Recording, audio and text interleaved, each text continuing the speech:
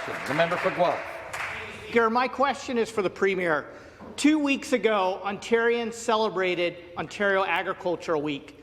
A week ago today, Ontarians celebrated local food with their families. The food and farming sector employs over 800,000 people, contributing $50 billion to Ontario's GDP. But we learned over the weekend that the Premier is going to double down on his scheme to build a $10 billion highway that will pave over 2,000 acres of farmland, parts of the Greenbelt, and unleash sprawl on thousands of acres of farmland. It makes no economic or financial sense. So, Speaker, will the Premier say yes to local food?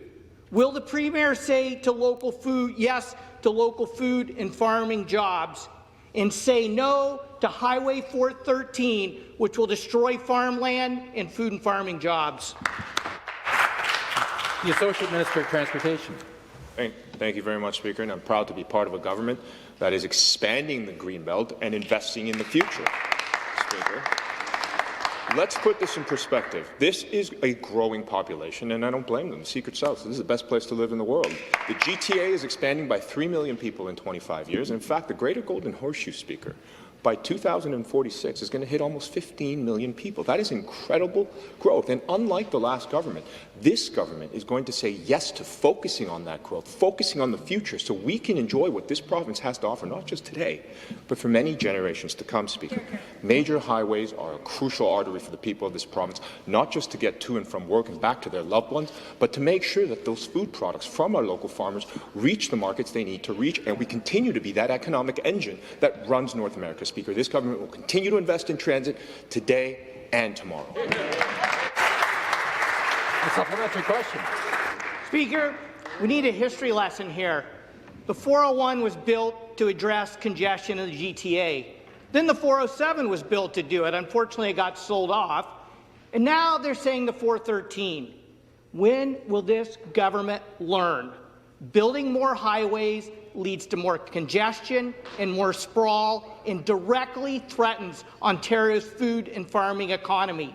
It's a financial disaster to waste $10 billion on a highway that will save people 30 seconds. It's an economic disaster to pave over the farmland that feeds us and creates jobs in the local food economy. And it's a climate disaster to be building more highways like this when we have to drastically and urgently reduce climate pollution. So will the Premier say no to the land speculators who will benefit from this highway, and say yes to the people and farmers who know we need this land to feed us and to protect us from flooding?